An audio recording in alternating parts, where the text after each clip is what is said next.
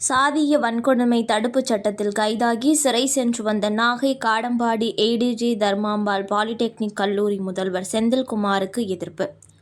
ஒட்டுமொத்த கல்லூரி ஆசிரியர்களும் போராட்டத்தில் ஈடுபட்டதால் பரபரப்பு.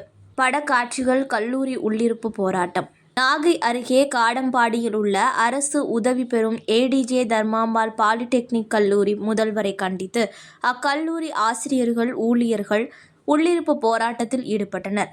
கல்லூரி முதல்வர் செந்தில்குமார் கடந்த 2 மாதங்களுக்கு முன்பு தலித் மாணவரை முடியை காரணம் காட்டி தேர்வு எழுத விடாத காரணத்தால் வன்கொடுமை தடுப்புச் சட்டத்தில் கைது செய்யப்பட்டார். சிறையிலிருந்து வெளியே வந்த நிலையில் எந்தவித அனுமதியும் பெறாமல் செந்தில்குமார் பணியை தொடர்வதாக கூறப்படுகிறது.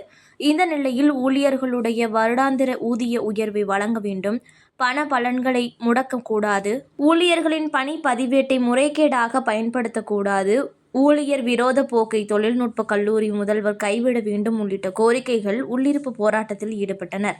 அப்போது தலித் மாணவனை தலைமுடியை வெட்டாமல் வந்ததை காரணம் காட்டி தேர்வு எழுதாமல் தடுத்த முதல்வர் செந்தில்குமார் மீண்டும் பணியில் சேர்ந்ததற்கு பிறகும் அடக்குமுறையை கையாண்டு ஊழியர் விரோத போக்கை கடைபிடிப்பதாக அவர்கள் குற்றம் சாட்டினர். போராட்டத்தின் போது அரசு ஊழியர் சங்க மாவட்ட செயலாளர் அன்பழகன், மாவட்ட பொருளாளர் அந்துவன் சேரல் அங்கு பேச்சுவார்த்தை நடத்தி அடக்குமுறை போக்கை மாற்றிக்கொள்ளாவிட்டால் அனைத்து அரசு ஊழியர்களையும் ஒன்று திரட்டி அடுத்த கட்ட போராட்டமாக அக்டோபர் 1ஆம் தேதி அரசு ஊழியர் சங்கம் சார்பில் போராட்டத்தில் ஈடுபடுவோம் என தெரிவித்ததன் பேரில் அவர்கள் கலைந்து சென்றனர்.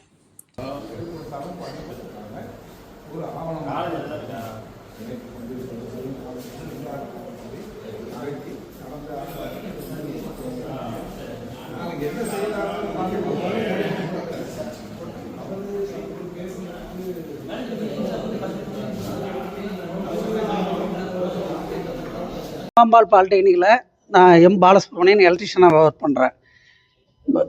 28/3/2024 அன்று காலைல அருண்குமார் என்ற பையன் வாசலில் உள்ளே வந்துட்டான். அவன் 9:10 இங்கே வந்துட்டான். அவனை காரில் வந்த பிரின்ஸ்பால் நிறுத்தி இவனை முடிவெட்டி கொண்டு வா அப்படி என்று வெளில அனுப்பிவிட்டார். பாக்கி முடிவெட்டாத பையனோடு இருந்தால் மறுபடியும் உள்ளே வந்து கொம்பிட்டு என் பாலிடெக்னிக் பேரை களங்கம் விளைவிக்காதே, சென்று விடு வீட்டுக்கு அப்படி என்றார். அவன் எங்கள் அம்மா மாலை போட்டிருக்கு அப்படிங்கிறத அவர் சொன்னார். மறுபடியும் அவங்க அம்மா மதியம் மாலை போட்டிருக்குங்கிறத நிரூபிச்சுட்டு போயிட்டாங்க. பிரின்ஸ்பாலிடம் இவர் தகாத வார்த்தையை சொல்லி திட்டி அனுப்பிட்டார். மறுபடியும் இவங்க உடனே கலெக்டர் ஆஃபீஸில் போய் மூவ் பண்ணி சொல்லிட்டாங்க. அன்னைக்கு மறுநாளும் 9:10 பையன் உள்ளே வந்துட்டான். அதுக்கு நாங்கள் இங்கே பையன் பரீட்சை விடாமல் அனுப்பிவிட்டார். அப்போ நாங்கள் செக் பண்ணிகிட்டு இருந்தோம், பிட்டு பேப்பர் எதுவும் வைக்காமல் பையன்லாம் இருக்கணும் அப்படிங்கிறதுக்கு செக் பண்ணிகிட்டு இருந்தோம். ஆனால் அவன் கரெக்ட் டயத்துக்கு வந்துட்டான். எழுதாமல் அனுப்புனது செந்தில்குமார் முதல்வர் அவருடைய அது SC/ST வன்கொடுமை கேஸில் அவரை புக் பண்ணிட்டாங்க. அந்த பையன் எஸ்டி பையன்.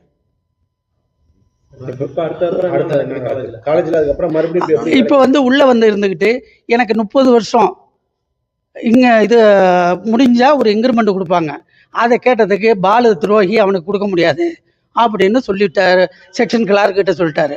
அதை போய் கேட்டதில் தான் ஒன்று சரியான பதிலளிக்காமல்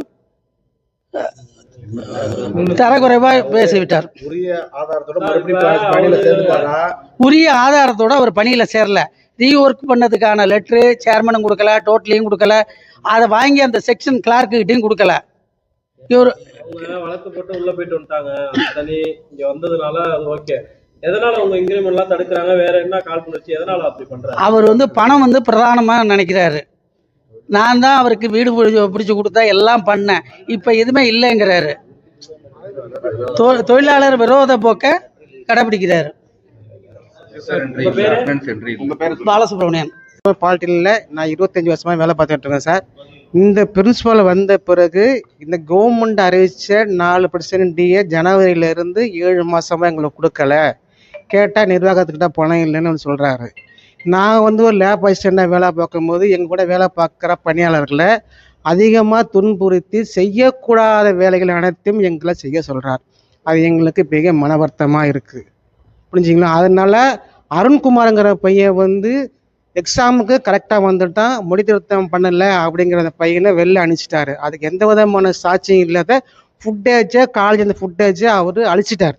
வீடியோ ஃபுல்லாக அழிச்சிட்டு போலீஸுக்கு வந்து இது பண்ணி இது பண்ணுறாரு அவர். அதனால அவருக்கு வந்து மினிஸ்டர் லெவலில் ஆள் வச்சு அவர் எல்லாத்தையுமே பண்ணிக்கிட்டு எங்களை வந்து பணியாளர்களை மிக மிக எந்த அளவுக்கு துன்புறுத்தணுமோ அந்த அளவுக்கு துன்புறுத்தி எங்களுக்கு கிடைக்க வேண்டிய சிலைகளை எல்லாத்தையுமே அவர் நிற்பாட்டி ரொம்ப எங்களை என்ன இன்கம் கொடுக்குறீங்க, அட்மிஷன் ஏன் பண்ணலை, நீங்கள் ஏன் பார்க்கல, உங்களெல்லாம் நீங்கள் வேலை செய்யலைன்னா எழுதி கொடுத்துட்டு வெளில போயிடுங்க, நான் சொல்கிற வேலையை கண்டிப்பாக நீங்கள் செய்யணும், செய்ய இஷ்டம்னா எழுதி கொடுத்துட்டு வெளில போங்கிற மாதிரிலாம் அவர் கேட்குறாரு. நான் ஒரு ஆள் தான் என் குடும்பத்தில் சம்பாதிச்சு என் குடும்பத்தை நான் கவர்ந்து பண்ணும்போது சில விதிமுறைகளுக்கு நான் கட்டுப்பட்டு நடத்த சூழ்நிலையினால நீங்கள் வேலை பார்த்துட்டு இருக்கிற ஒழிஞ்சு மன நிம்மதியாக நான் வேலை பார்க்கல இங்கே. ஏன்னா அவரோட டார்ச்சர் வந்து ரொம்ப எல்லாருக்கும், லேடிஸ் ஸ்டாஃபாக இருக்கட்டும், ஜென்ஸ் ஸ்டாஃபாக இருக்கட்டும், அதை பண்ணுற காலையில் 9:30 மணிக்கு வரணுங்கிறவர் அவர் 10 தான் இப்போ உள்ளே வராரு. மதியானம் 1 மணிக்கு போகிற 3 மணிக்கு தான் உள்ளே வராரு. நாங்கள் வெளியில் என்ன பண்ணீங்க? என்ன சார், அதனால இன்னைக்கு என்ன பண்ணீங்க தர்ணா? அதனால நாங்கள் எல்லா ஊழியரும் ஒன்று சேர்ந்து நாங்கள் வீட்டுக்கு போகாமல் இதுக்கு ஒரு தீர்வு காண்ற வரைக்கும் நாங்கள் தர்ணா பண்ணிட்டு இருக்கோம் சார். இதுக்கு வந்து நீங்கள் வந்து எங்களுக்கு ஒரு நல்ல தெளிவு எங்களுக்கு கொடுக்க முடியும் எங்களுக்கு கேட்டுக்கிறோம். உங்க பேரு? என் பேர் டி முருகன் சார். லேபர் ஸ்டாண்டர்டுங்க. நான் வேலைக்கு சேர்ந்து 1999